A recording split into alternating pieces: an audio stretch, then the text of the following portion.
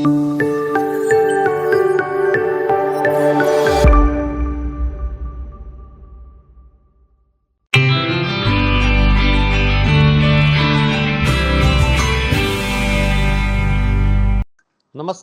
आप देख रहे हैं भारता फर्स्ट। ये है देश विदेश नीति और मैं हूं फ्रैंक राउजन परेरा। आपके सपोर्ट के लिए आप सभी को धन्यवाद। अगर आपने सब्सक्राइब नहीं किया है तो प्लीज सब्सक्राइब कीजिए और वीडियो को लाइक भी कीजिए। सारे लेटेस्ट अपडेट्स के लिए आप हमारे सोशल मीडिया हैंडल्स को भी फॉलो कर सकते हैं। भारता फर्स्ट टीम एक डेली क्विज चलाती है। अगर आप उसमें हिस्सा लेना चाहते हैं तो आप भारता फर्स्ट के बिग पिक्चर को देख के उसमें भाग भी ले सकते हैं। यदि आपको हमारा कंटेंट अच्छा लगा तो आप यूपीआई के जरिए कंट्रीब्यूट कर सकते हैं। आपका एक छोटा सा कंट्रीब्यूशन हमारे लिए इस कंटेंट को जारी रखने के लिए बहुत काम आएगा। सारी जानकारी नीचे इस वीडियो के डिस्क्रिप्शन में है। चलिए शुरू करते हैं आज की चर्चा और देश विदेश नीति में आज बात करते हैं भारत और रूस के 2+2 डायलॉग के बारे में। आज मेरे साथ देश विदेश नीति में जुड़े हैं Vishnu Prakash, former ambassador, major general Ashwini Sivach, retired defence analyst, और professor Swaran Singh, school of international studies, JNU. Ambassador, शुरुआत आपसे करते हैं। भारत और रूस के बीच में इस 2+2 डायलॉग के बारे में आपका क्या राय है? सबसे पहले तो नमस्कार, और मुझे आपके साथ जुड़ने में बड़ी खुशी हो रही है। देखिए, रूस और भारत का रिश्ता बहुत पुराना है। सोवियत संघ से और भारत का जो रिश्ता था वो एक टाइम टेस्टेड था, जो कि समय के हिसाब से उस समय ने प्रमाणित किया था कि रिश्ता बहुत मजबूत है। और सोवियत संघ हमारे लिए एक हर एक तरह से राजनीति में, सुरक्षा में, खनिज पदार्थों में, हर एक चीज़ में हमारा सहयोगी था। और उसके बाद रूस के साथ वही संबंध हमने स्थापित करने की कोशिश की है। हालांकि रूस सोवियत संघ नहीं है, पर फिर भी रूस एक बहुत महत्वपूर्ण देश है और ताकतवर देश है। सुपर पावर नहीं रहा है, पर ताकतवर देश है। और हमारी जो हथियार है, सुरक्षा है, पेट्रोलियम और गैस है, अंतरिक्ष में सहयोग है, परमाणु क्षेत्र में सहयोग है, तो हमारा बहुत क्षेत्रों में सहयोग है रशिया के साथ। और हमारे लिए लेवरेज भी है, क्योंकि ये, जैसे मैंने कहा, एक बहुत बड़ा देश है। पर थोड़ा सा मुश्किल ये हो रही थी कि जो पश्चिमी देश हैं, खासतौर पे अमेरिका ने रूस के खिलाफ एक तरह से सैंक्शंस लगाई हुई हैं, अभियान चलाया हुआ है। और रूस थोड़ा इस मामले में अकेला पड़ता नजर आया, तो उन्होंने अपनी हित में चीन के साथ रिश्ता बढ़ाना शुरू कर दिया। और अब चीन के साथ उनका बहुत घनिष्ठ संबंध है, यहाँ तक कि जो हमको सुरक्षा के लिए हथियार मिलते हैं, लेते हैं, हम खरीदते हैं, वही चीन को जाते हैं। और ये कई बार चीन की भाषा भी बोलते हैं। तो ये हमारे लिए थोड़ा सा एक मुश्किल नहीं, पर एक थोड़ा सा मामला है जो हमको सुलझाना है। कहना मैं ये चाहता हूँ कि किसी भी दो देशों में ऐसा नहीं होता कि मतभेद नहीं होते, कोई भी रिश्ते में मतभेद होते हैं। पर रूस और हमारी में, क्योंकि हमारा रिश्ता इतना मजबूत है, ये एक क्षमता है कि अपने मतभेद हटा सके। उसके लिए क्या करना है हमको? उसके लिए हमको बातचीत उच्च स्तर पे करनी है और लगातार करनी है, क्योंकि इसी से ये हल होता है। अब हमारे शिखर स्थल पे तो बातचीत हो रही है 20 साल से, पर उसके नीचे पर उच्च स्तर पे बातचीत का एक कोई साधन नहीं था। और 2+2 एक ऐसा मैकेनिज्म है, क्योंकि देखिए, जहाँ रक्षा मंत्री और विदेश मंत्री आते हैं तो तकरीबन सब अहम पहलुओं पे बातचीत हो सकती है। उसके बाद सिर्फ शिखर स्थल पे होती है। और हमारे जो खास देशों के साथ जो खास रिश्ते हैं, मजबूत रिश्ते हैं, जैसे कि क्वाड वाले देश हैं, अमेरिका ले लीजिए, ऑस्ट्रेलिया ले लीजिए, जापान ले लीजिए, उनके साथ हमारे 2+2 डायलॉग भी है। तो ये सब कुछ मद्देनजर रखते हुए बहुत ज़रूरी था कि हम इस रिश्ते में कोई भी अगर हमारा डिफरेंस ऑफ ओपिनियन है उसको हटा सकें, रिश्तों को मजबूत कर सकें। तो ये एक लेवल इंट्रोड्यूस करना बहुत ज़रूरी था और ये बहुत टाइमली हुआ है और इससे हमारे रिश्ते और भी मजबूत होंगे, ये मेरी मान्यता है। बिल्कुल, चलिए इसी बात को आगे बढ़ाते हैं। जनरल, लाना चाहूंगा आपको। अभी देखा है कि भारत और अमेरिका की तरफ जाते हुए नजर आ रहा है, तो ऐसी स्थिति में हमारे लिए रूस का रणनीतिक महत्व क्या है? देखो फ्रैंक, इसमें कोई शक नहीं कि भारत और रूस के जो संबंध है एक बहुत घनिष्ठ संबंध है। और भारत तो रूस से कम अपनी 60 से 70% हथियार लेता रहा है और वो अभी धीरे धीरे घट के करीब 50% हो गया है और 20% के करीब अभी हम अमेरिका से भी ले रहे। और ये बदलाव आया है करीब करीब 2000 के बाद। जो भी एडमिनिस्ट्रेशन आई है अमेरिका में, उसके साथ भारत के रिलेशन बहुत अच्छे रहे हैं और इससे क्या हुआ है कि जो लेटेस्ट जो टेक्नोलॉजी है वो अमेरिका ने हमको दी है, इसमें कोई दो शक नहीं। और ये जो 4 फाउंडेशन एग्रीमेंट साइन किए हैं, जिसके अंदर logistic exchange memorandum of understanding agreement है, लीम्यू, फिर कोमकासा है, communication compatibility and security agreement, और बेका अभी जो साइन किया basic exchange and cooperation agreement, उससे भारत और अमेरिका के रिलेशन में काफी बदलाव आया है, जिससे ट्रांसफर ऑफ टेक्नोलॉजी भी आने लगा, लेटेस्ट उन्होंने वेपन दिए हैं। ऐसे में क्या हुआ कि हमने धीरे धीरे थोड़ा सा झुकाव रूस से हटा के अमेरिका की तरफ कर दिया, अपनी इन्वेंट्री को बढ़ाया। क्योंकि ये सच है कि हम ज्यादातर हथियार रूस से ही लेते रहे हैं। जिस प्रकार से आपके एयरक्राफ्ट मिक्स सीरीज या आपके सुखोई 30 MKI, इनके लाइसेंस लेके भारत में ही बनते हैं। आपके टैंक देखो, main battle tank T-90 Bhishma और T-72 वो भी रूस के ही हैं। उसके बाद आपका जो स्पेस में जो भी कॉपरेशन है वो रूस के साथ ही है। इसके बाद आपकी नेवी के अंदर जो शिप्स हैं, एयरक्राफ्ट कैरियर आई है जो INS विक्रमादित्य है, वो भी रूस से ली है। और आपकी जो न्यूक्लियर सबमरीन है हारियन, उसको भी आपने लिया हुआ है लीज पे रूस से। तो रूस के साथ भारत के बहुत घनिष्ठ संबंध थे और स्पेशली डिफेंस के। मगर ऐसा भी सच है कि करीब करीब 10-12 साल से हमारा झुकाव अमेरिका की तरफ भी बढ़ा है। अमेरिका ने जब से हमको लेटेस्ट टेक्नोलॉजी देने लगा और लेटेस्ट हथियार जो नेटो में ही पहले देता था, जैसे मिसाल के तौर पे आपका C-17 ग्लोब मास्टर है, C-130J हरकुलिस है, उसके बाद आपके अपाचे अटैक हेप्टर है, उसने किसी और को नहीं दिया नेटो के अलावा। उसके बाद आपके पास ग्लोब मास्टर के अलावा आपके पास उन्होंने M777 अल्ट्रा लाइट हाउजर भी दी हैं, जो कि काबिल तारीफ है, बहुत इस्तेमाल की जा रही थी लद्दाख के अंदर। तो ऐसे में थोड़ा थोड़ा झुकाव हमारा धीरे धीरे अमेरिका की तरफ भी होने लगा। मगर ये सच्चाई है कि रूस जो है एक हमारा घनिष्ठ मित्र है और हमें रूस के साथ रहने में बहुत फायदा है, क्योंकि रूस ने हमें जब मदद की है, जब वर्ल्ड में हम अकेले पड़ गए थे 1971 की, आपको याद होगी, जो कि इंडो सोवियत फ्रेंडशिप एग्रीमेंट हुई थी। उसके तहत जब हम 1971 में पाकिस्तान के साथ लड़ाई हुई थी, तो रूस हमारे सामने डट के मदद दी थी और अमेरिका हमारे ऑपोजिट में था, उसने 7th फ्लीट भी ले आया था बे ऑफ बंगाल में। तो ऐसे में मेरे को लगता है कि ये जो अभी कार्रवाई हो रही है 2+2, ये एक मैं तो कहता हूं देर हुई है, देर हुई दुरुस्त हुई। अमेरिका के साथ हमारे 2+2 है, ऑस्ट्रेलिया के साथ है, जापान के साथ है, रूस के साथ तो पक्का होनी चाहिए थी, क्योंकि हमारे बड़े घनिष्ठ संबंध रहे हैं और 20-22 साल से जो हम हथियार उनसे लेते रहे हैं, गैस लेते रहे हैं। और ऐसे में जो कार्रवाई अभी हमने की है 2+2 की, इसमें 3-4 चीजें बड़े महत्व वाली हैं फ्रैंक। एक तो ये दिखाना है कि अमेरिका ने कहीं न कहीं ये समझना स्टार्ट कर दिया था कि हम उनके स्ट्रेटेजिक पार्टनर हैं, जैसा वो बोलेंगे करेंगे। और इसमें हम भारत बताता रहा है, भारत एक पहले नॉन अलाइन था, अभी भी भारत स्ट्रेटेजिक ऑटोनॉमी को मेंटेन करता है।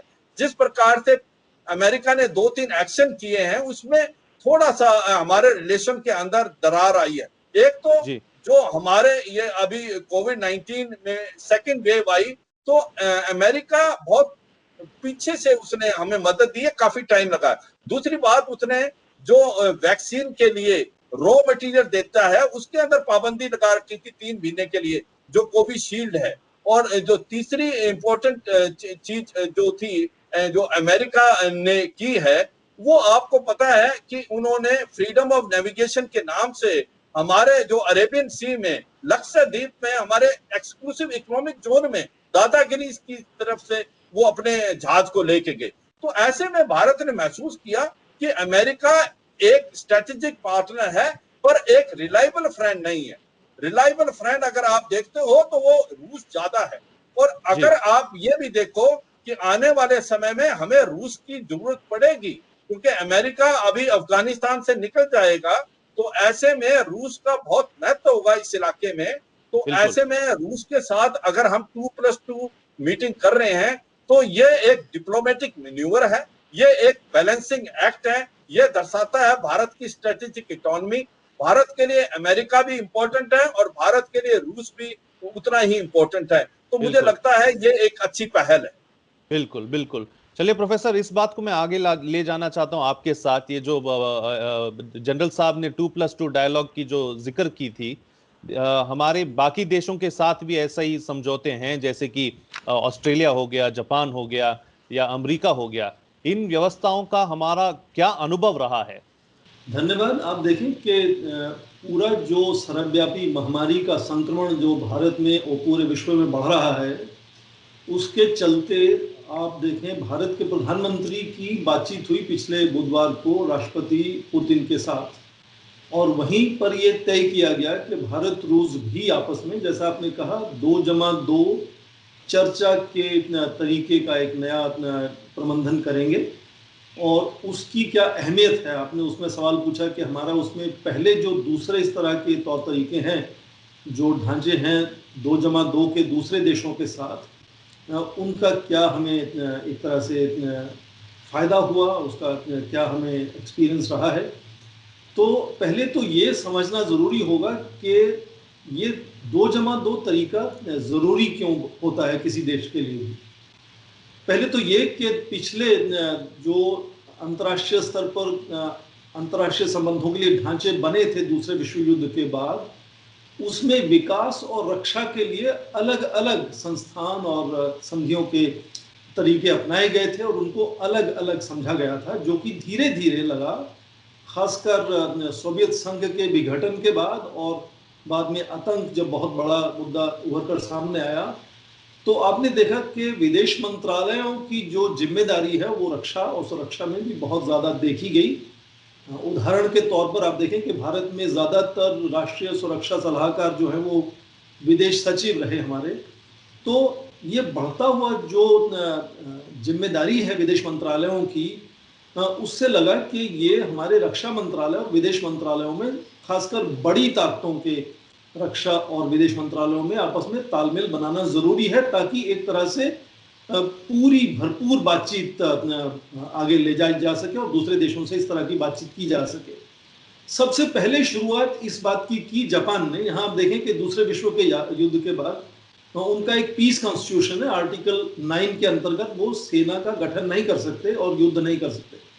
तो उन्होंने सबसे पहले ये तालमेल विदेश मंत्रालय और अपने सुरक्षा और रक्षा मंत्रालय में लाना चाहा, और उन्होंने इस तरह की 2+2 बातचीत शुरू की अपने सबसे घनिष्ठ मित्र अमेरिका के साथ, उसके बाद ऑस्ट्रेलिया के साथ और दूसरे कुछ देशों के साथ। उसी तरह से भारत की भी आज बातचीत 2+2 में अमेरिका, जापान और ऑस्ट्रेलिया के साथ होती है। इसका फायदा ये होता है कि कभी भी आप ये नहीं पाते कि विदेश मंत्रालय को लगता है कि ये शायद हमारे जिम्मेदारी का काम नहीं है, ये बातचीत तो रक्षा मंत्रालय को करनी चाहिए। इसलिए रक्षा और विदेश मंत्रालय मिलकर दोनों बातचीत कर सकते हैं, ताकि सभी मुद्दों को, क्योंकि आज जो सुरक्षा और रक्षा के मायने बहुत बढ़ गए हैं, उसमें विकास, उसमें समृद्धि, उसमें हमारे जो उपलब्धियां हैं, अपॉर्चुनिटीज हैं, वो सब जुड़ जाते हैं उसमें। तो जो होलिस्टिक अंडरस्टैंडिंग है सुरक्षा की और रक्षा की, उसके चलते ये दोनों का ओवरलैप बहुत हो जाता है, इसलिए उन दोनों को साथ मिलकर चलना होता है। पर उसके साथ ये भी मैं कहना चाहूँगा कि कुछ हद तक ये 2+2 वाला जो तौर तरीका है, ढांचा है, वो एक सांकेतिक भी होता है। आपने देखा कि करीब पिछले 25 साल में एक नया शब्दावली का सामने आए हमारे, जिनको बहुत इस्तेमाल किया गया, जिसको हम सामरिक हिस्सेदारी कहते हैं। करीब 25 देशों के साथ आज भारत की सामरिक हिस्सेदारी है। कभी उसको हम वैश्विक तौर पर कहते हैं, कभी उसको हम कहते हैं कि वो पूरी कॉम्प्रिहेंसिव स्ट्रेटेजिक पार्टनरशिप है, अलग अलग नाम देते हैं, पर वो एक सिंबोलिज्म है कि हमारे संबंध बहुत घनिष्ठ हैं आपस में।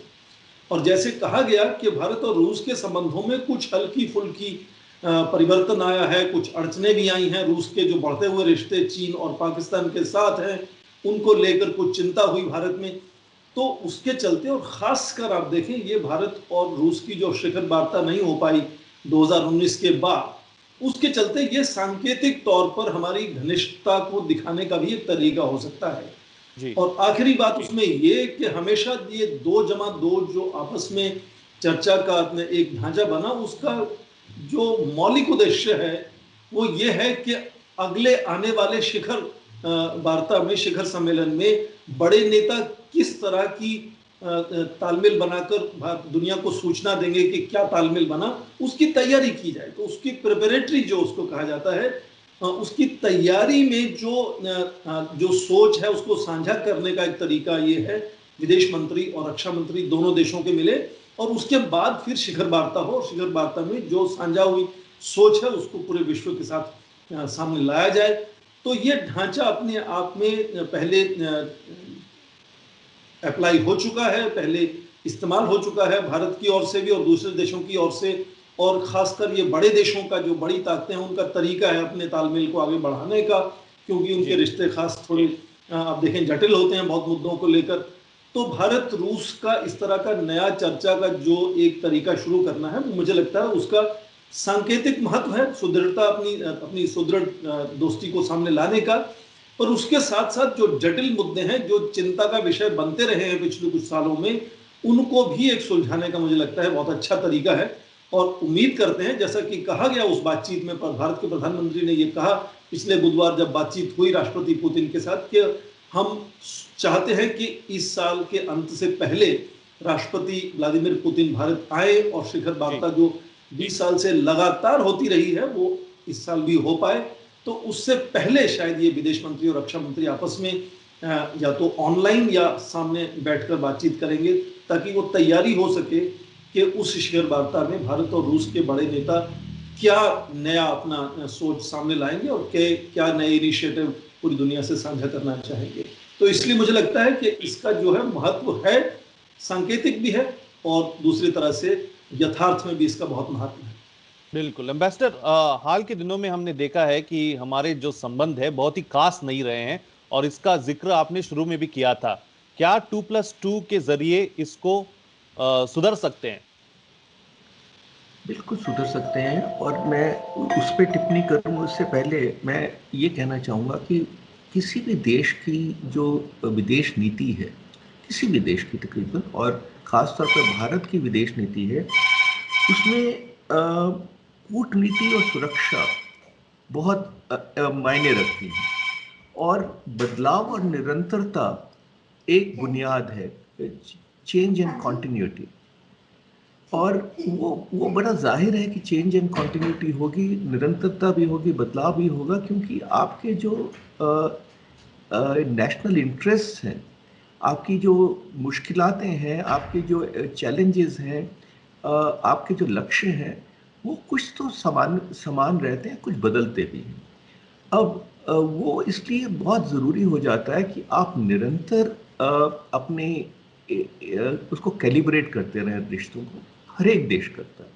अब आप रशिया का ही देख लीजिए, 1991 में जब सोवियत यूनियन का संयुक्त राष्ट्र संघ टूट गया था, तो उसके बाद येल्सिन और कोजिरेव जब राष्ट्रपति और विदेश मंत्री थे, तो तकरीबन 7-8 साल इनका झुकाव पश्चिम की तरफ हो गया था।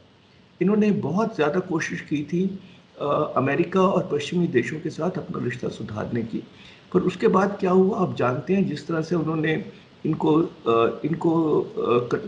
स्क्वीज़ करने की कोशिश की और नेटो इनके बगल में लाते रहे, तो अब इनका झुकाव चीन की तरफ हो गया है। पर भारत के साथ ये भी जानते हैं कि इनको भी इनके हित में भी है और हमारे हित में भी है। अब जो जनरल ने बात की कि हमारा अब सुरक्षा के जो हथियार लेते हैं या उस सुरक्षा में जो सहयोग है वो थोड़ा कम हो गया है। देखिए कम ज़रूर हो गया है, पर अगर देखें तो बहुत, ये भी बहुत मजबूत है, क्योंकि अमेरिका के दबाव के बावजूद भी हम बड़ा अच्छा सहयोग करना चाह रहे हैं इनके साथ। रशिया भी हमको, रूस भी हमको हाई टेक्नोलॉजी देता है, अच्छे प्रोडक्ट देता है, और अब हम जॉइंट डेवलपमेंट कर रहे हैं, जॉइंट प्रोडक्शन कर रहे हैं। जो जो ऑयल एंड गैस है या एनर्जी के मामले में हमारा इनके साथ बहुत सहयोग है। मुझे जो लगता है कि थोड़ा सा बातचीत करने में थोड़ी सी कमी रह गई है, और इससे कुछ मतभेद हो जाते हैं, कुछ ऐसी चीज़ें हो जाती हैं जो कि अगर बातचीत की जाए तो एक तरह से इट क्लियर्स द एयर। जो आपके कोई मन में मतभेद है वो कम हो जाता है, आप अपना पक्ष रख सकते हैं। अब देखिए रूस के लिए नहीं, हमारे लिए भी दिक्कत है, क्योंकि लावरोव साहब ने जैसे कुछ महीने पहले कहा कि भारत को एक तरह से फुसलाया जा रहा है पश्चिमी देशों से, और वो क्वाड का हिस्सा बन गया है, और पश्चिमी देश भारत और रूस के बीच में तनाव पैदा करना चाहते हैं।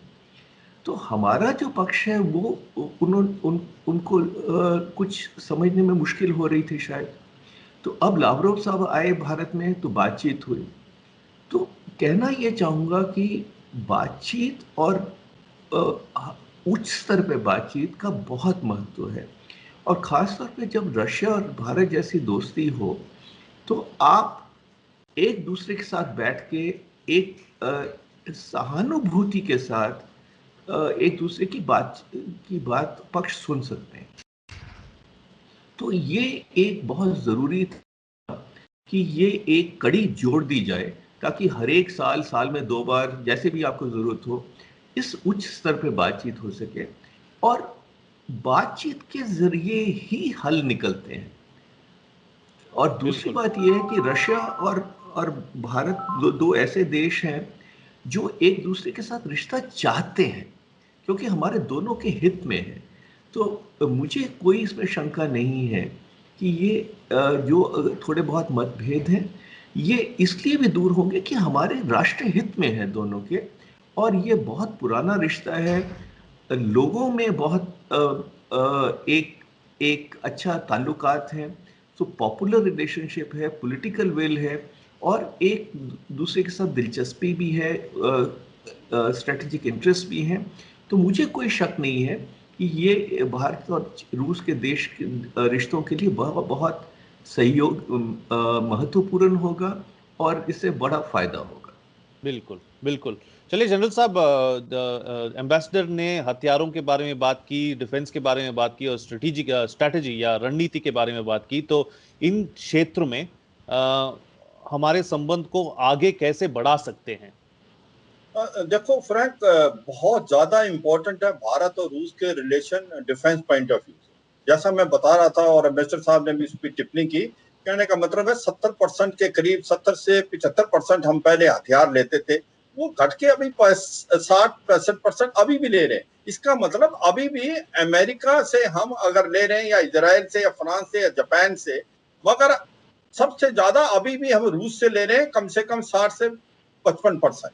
और दूसरा क्या है कि हमारा जो पुराने हथियार हैं उनकी upgradation, modernisation, maintenance, spare parts हमने रूस से ही लेना है। और रूस एक ऐसा देश है जिसने जॉइंट प्रोटेक्शन के लिए माना हुआ है। जिस प्रकार से ये हमारे टैंक्स भी यहीं बन रहे हैं, हमारे जो एयरक्राफ्ट है मिक्स सीरीज के, और जो सुखोई 30 MKI वो भी भारत बेंगलोर में बना रहा है। तो एक प्रकार से भारत और रूस के जो डिफेंस रिलेशनशिप है वो काबिले तारीफ है। हमने जॉइंट प्रोटेक्शन करके एक ब्रह्मोस सुपरसोनिक क्रूज मिसाइल बनाई है, जो कि सबसे अव्वल दर्जे की मिसाइल मानी गई है वर्ल्ड में आज की तारीख। और उसके लिए काफी देश इसको खरीदना चाहते हैं, जैसे इंडोनेशिया, वियतनाम है, ब्राजील है, साउथ अफ्रीका है, तो उसकी बहुत डिमांड है। दूसरा इंपॉर्टेंट चीज है जो कि रूस और भारत के साथ अगर हमारे रिलेशन इंप्रूव होते हैं तो हमारे रिलेशन किसी हद तक चीन के ऊपर भी इंपैक्ट डालते हैं, क्योंकि ये सच्चाई है, आज रूस और चीन की रिलेशनशिप बढ़ते गए हैं। वो उसका रीजन है अमेरिका, क्योंकि अमेरिका ने दोनों के साथ एक प्रकार से दुश्मनी है आज के तारीख में, रूस के साथ भी और चीन के साथ भी। तो वो कहते हैं दुश्मन का दुश्मन मेरा दोस्त, तो वो दोनों मिल गए हैं। मगर भारत एक बैलेंसिंग एक्ट कर सकता है। भारत के रिलेशन अमेरिका के साथ भी ठीक है और रूस के साथ भी, और रूस के रिलेशन चीन के साथ बहुत ज्यादा घनिष्ठ है, और जो चीन है वो एक जो बिगर पार्टनर के रूप में आया है इकोनॉमी को देखते हुए, क्योंकि आज रूस की इकोनॉमी कोई खास अच्छा नहीं कर रही।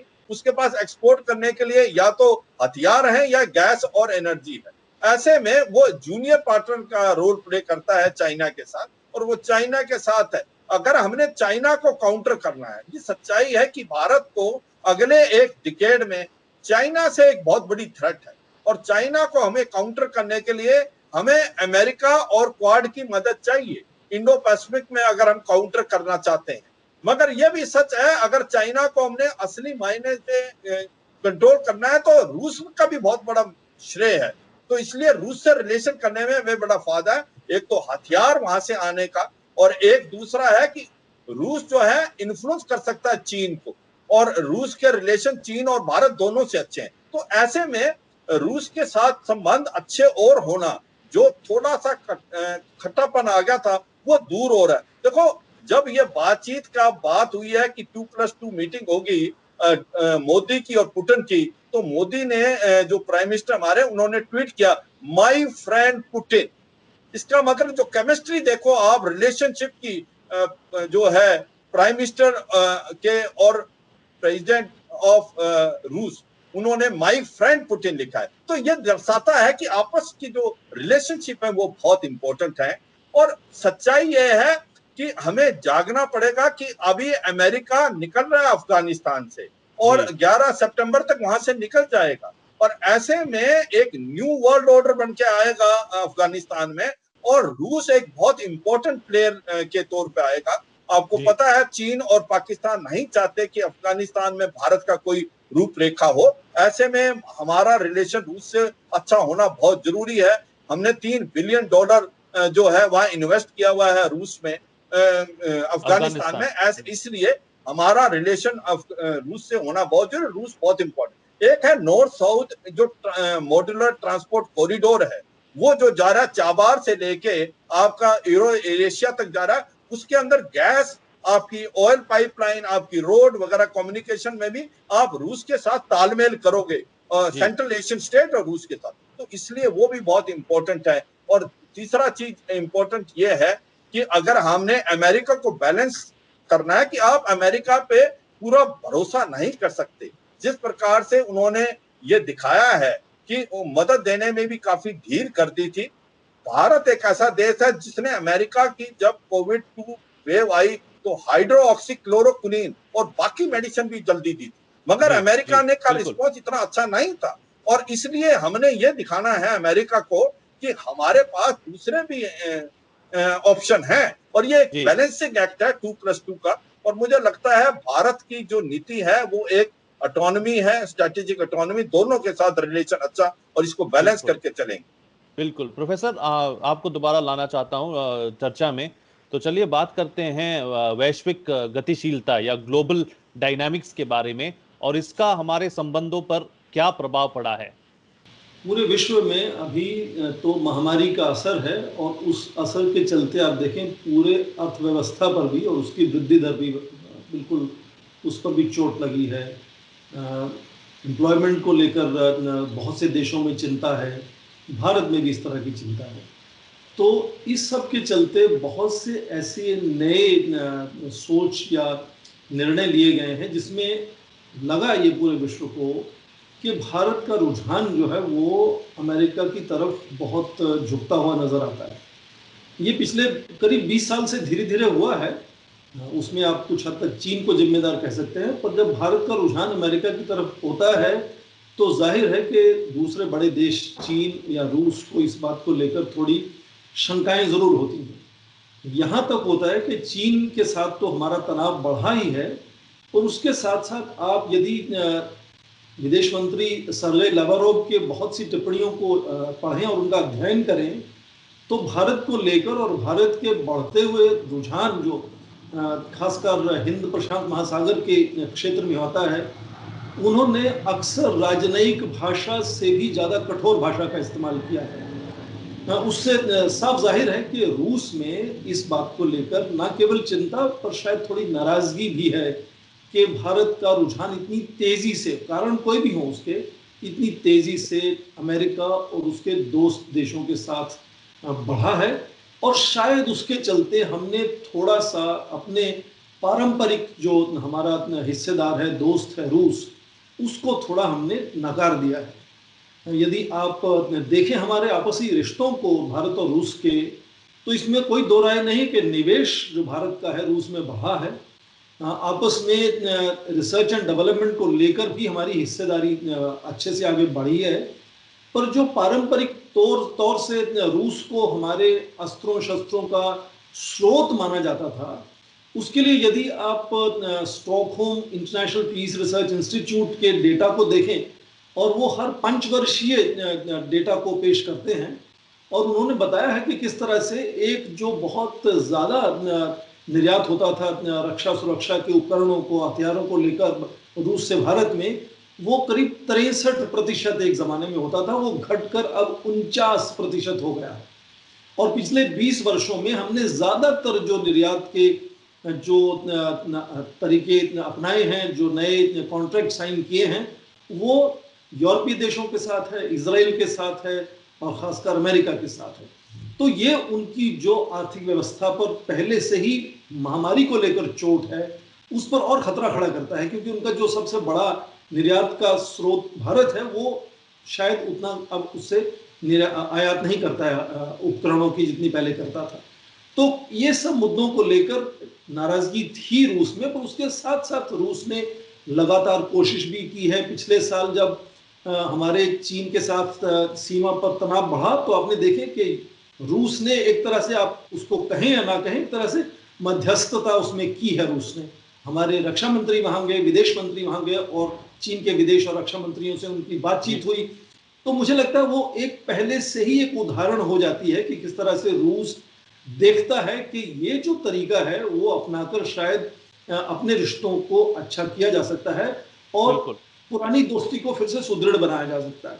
तो इसी के चलते मुझे लगता है कि ये जो इस वक्त सोचा गया कि भारत का जो रुझान बहुत बढ़ गया है अमेरिका के साथ और उसके दोस्तों के साथ, जापान और ऑस्ट्रेलिया के साथ, खासकर हिंद प्रशांत महासागर में, वो ये एक हमारी जो छवि है उसमें थोड़ा संतुलन लाने की शायद आवश्यकता है।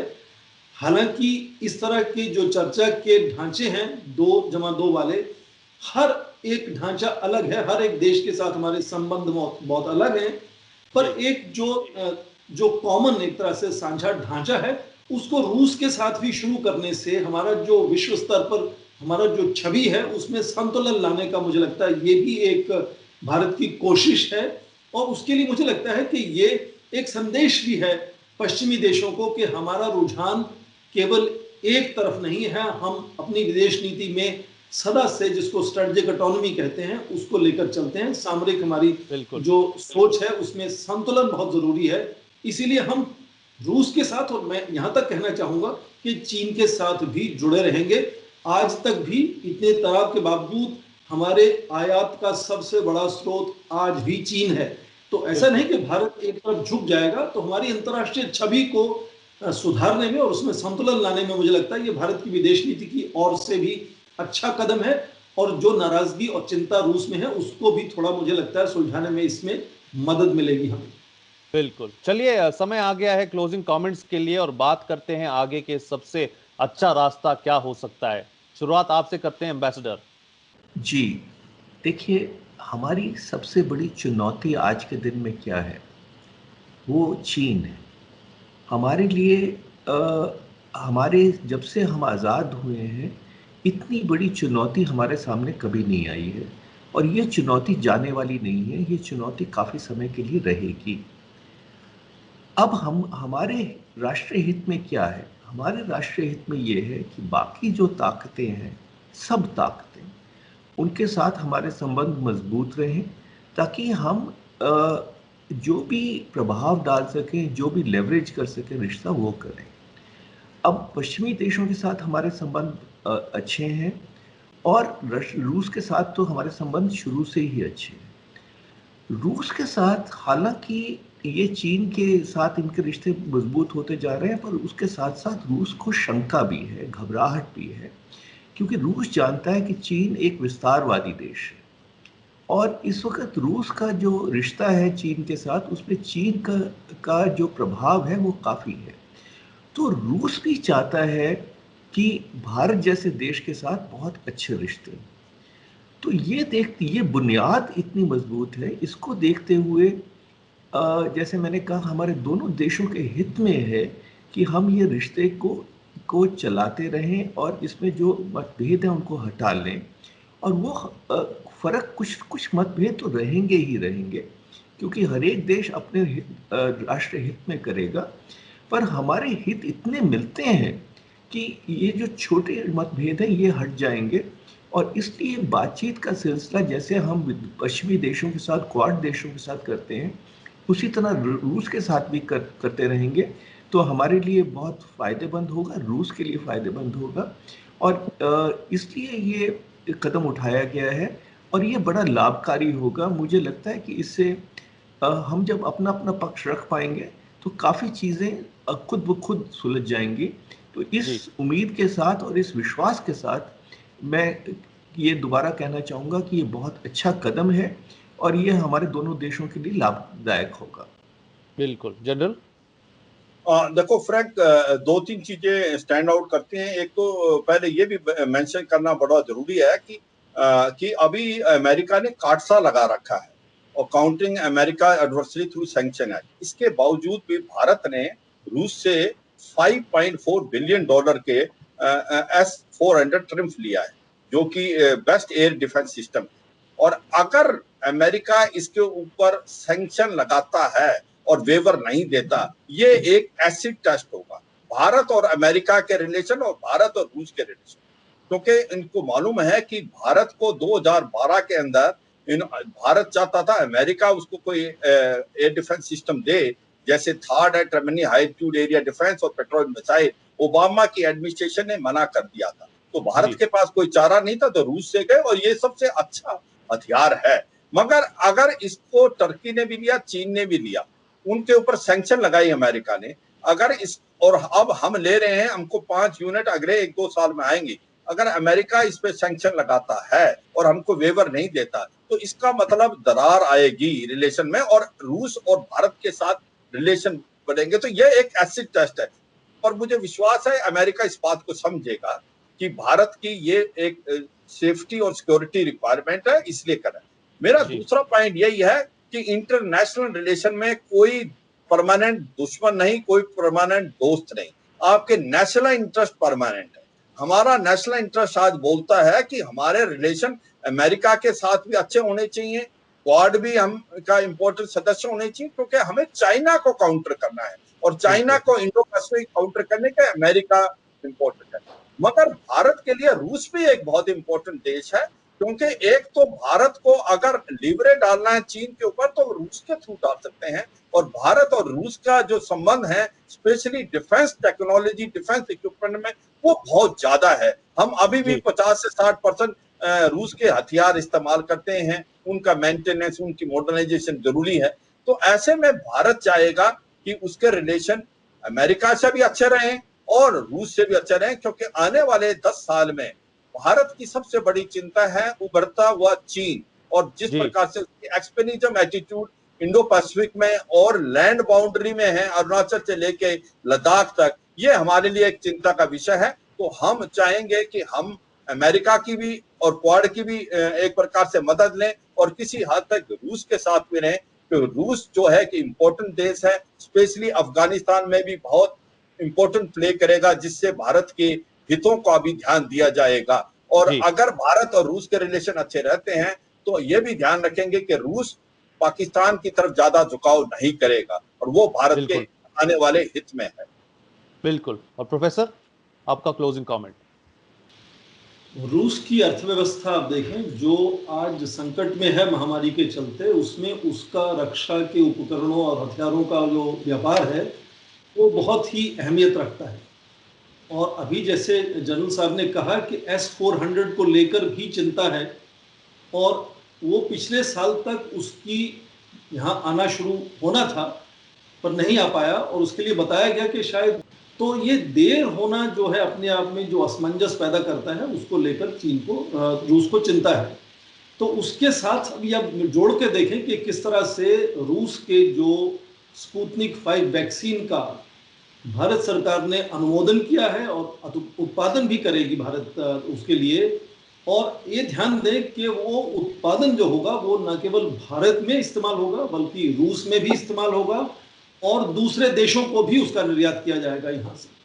तो ये जो आर्थिक नजरिए से एक और पहलू जोड़ता है भारत और रूस को, जबकि S-400 एक रुकावट जैसे नजर आता है, तो उसमें मुझे लगता है कि ये माहौल को अच्छा करने की एक कोशिश है कि भारत और रूस के जो संबंध हैं वो आपस में अच्छे बने रहें, और उसके लिए रूस को जो उनके राष्ट्रहित हैं उसमें अर्थव्यवस्था को वापस एक तेजी उसमें लाना जरूरी है, और भारत उसमें क्या रोल अदा कर सकता है, क्या योगदान दे सकता है उसमें ये स्पुतनिक को लेकर।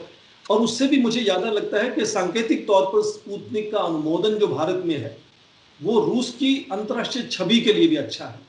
तो ये वही बात है कि भारत की विदेश नीति में संतुलन जो हम हमेशा से कोशिश करते हैं कि रहे, और वासुदेव कुटुंबकम की बात करते हैं कि पूरे विश्व से हमारे रिश्ते अच्छे बने रहें सभी ताकतों के साथ, उसमें ये एक कोशिश है कि भारत को हमेशा से ध्यान रखना है कि रूस को लगे नहीं कि भारत उनसे रिश्ते अच्छे नहीं बनाना चाहता, या दूसरे देशों के साथ जो रूस को चुनौती मानते हैं उनसे जुड़ता जा रहा है। उसमें संतुलन लाने की एक कोशिश है, और उसी के लिए ये सांकेतिक तौर पर जो 2+2 का ढांचा नया तैयार किया गया, यहाँ विदेश और रक्षा मंत्रियों की कम से कम सालाना एक बार बातचीत होगी।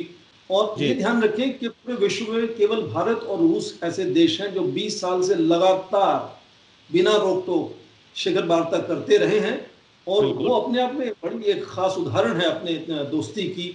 तो उसमें थोड़ी सी रुकावट और चिंता आने के परिप्रेक्ष्य में आप देखें कि ये जो नया ढांचा 2+2 का है वो उसको भी थोड़ा सा उस रफ्तार लाने की एक कोशिश है, ताकि माहौल ऐसा बनाया जाए जिसमें दो बड़े नेता आपस में सीधी बातचीत कर सकें, क्योंकि उस सीधी बात में कुछ ना कुछ नतीजे निकलना बहुत जरूरी होता है बड़े नेताओं के लिए। इसलिए ये नया जो तरीका शुरू किया है भारत रूस के संबंधों में, मुझे लगता है बहुत ही एक तरह से सामयिक है। बिल्कुल, चलिए इसी के साथ देश विदेश नीति में इतना ही। सभी मेहमानों को भारत फर्स्ट में जुड़ने के लिए धन्यवाद। और जाने से पहले मैं आप सभी को एक बार और ध्यान दिला दूं, अगर आपने सब्सक्राइब नहीं किया है तो प्लीज सब्सक्राइब कीजिए और वीडियो को लाइक भी कीजिए। सारे लेटेस्ट अपडेट्स के लिए आप हमारे सोशल मीडिया हैंडल्स को फॉलो कर सकते हैं। भारत फर्स्ट की टीम एक डेली क्विज चलाती है, अगर आप उसमें हिस्सा लेना चाहते हैं तो आप भारत फर्स्ट के बिग पिक्चर को देख के भाग भी ले सकते हैं। यदि आपको हमारा कंटेंट अच्छा लगा तो आप यूपीआई के जरिए कंट्रीब्यूट भी कर सकते हैं। आपका एक छोटा सा कंट्रीब्यूशन हमारे लिए इस कंटेंट को जारी रखने के लिए बहुत काम आएगा। सारी जानकारी नीचे इस वीडियो के डिस्क्रिप्शन में है। एक बार फिर से आप सभी को धन्यवाद। मिलते हैं इसी समय अगले हफ्ते, तब तक के लिए देखते रहिएगा भारत फर्स्ट।